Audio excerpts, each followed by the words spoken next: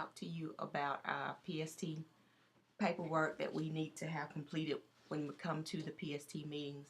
We've had some questions about what to do and some people needed guidance as to make PST paperwork to make sure we had it complete.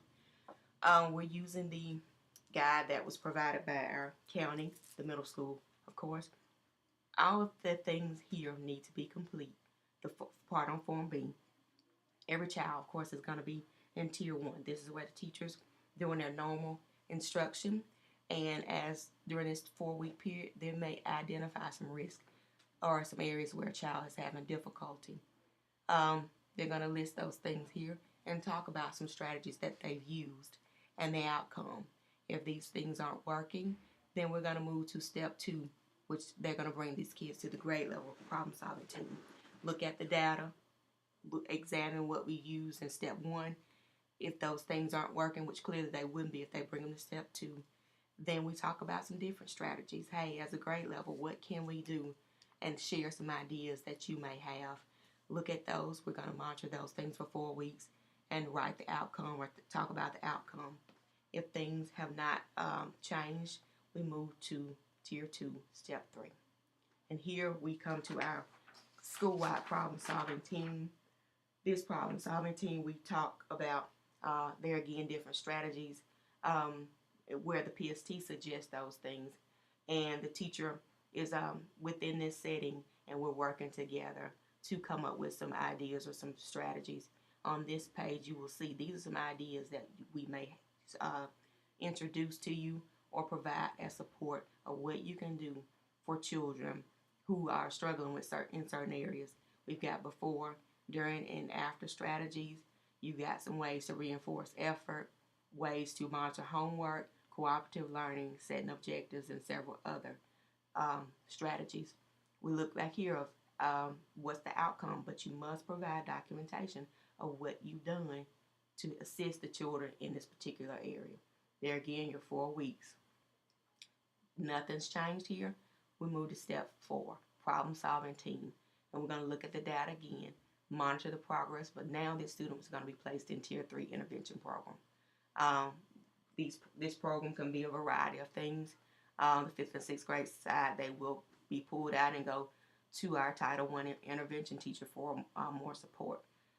We've got to have signatures to let you know this is what we've done. This has actually been done. Step 5, still with the PST, we're monitoring again every 4 weeks.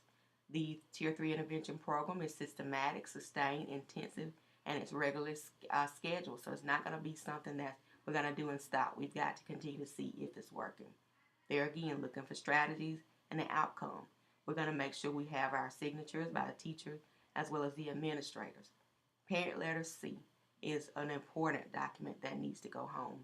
It just talks about the county believing in providing high quality instruction for every child, and we're going to try to meet this goal by adopting a 3-tiered approach to instruction. Just explaining to the parents, this is what we're going to do to support your child academically, and if it's a behavior issue. We've got to get permission from the parents to test their child for hearing and vision, and this screening needs to be done.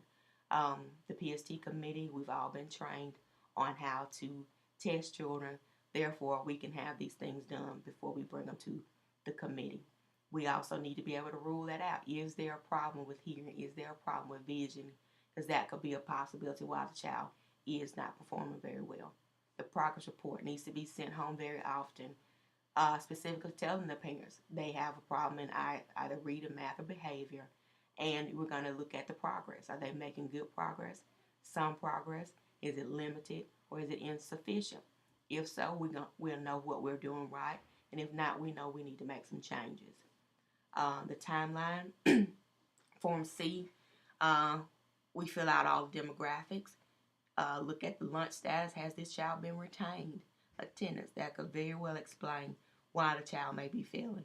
The standardized test scores, star results, our pre and post assessments, the date we began different interventions, the dates we're talking about as grade level, the PST meetings, what are the dates, and we know we do one once a month. And there again, our vision and hearing, did they pass or fail? Has this child ever been tested for special ed? These are the forms you use for your grade level PST meetings.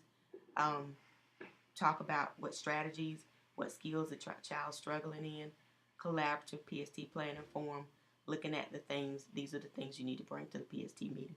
Make sure you bring all of these things as well as current work samples. Each grade level has a link to where we've uploaded the children's information into a Google Docs and a spreadsheet. The workbook has several sheets for students. Each student has their own worksheet listed in those in the worksheet, the workbook. There are sheets that where the teacher can add um, test results,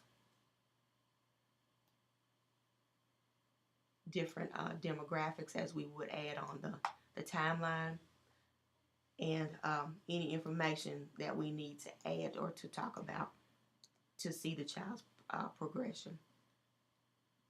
There again, each child has his or her own workbook, the demographics here, how we sent these forms home, the progress report dates, what date did we send it home, if there's a retention letter that's been sent home, your post test, even though they're not recorded or in the grade book, we know we still need to see where they were, where they are to where they are now.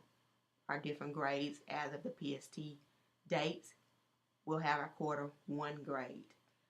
Then again, we start with the pre-test. Here are our notes from September. This child was failing test. October, he was making some progress with the Tier 3 intervention. November the 18th, child was off task, easily distracted, immature. Here's the child's working on fast math. December notes say the child's immature, easily distracted, and below grade level in reading due to focusing and staying on task. In January, we do see where the child passed the first semester with the supportive Tier 3 instruction.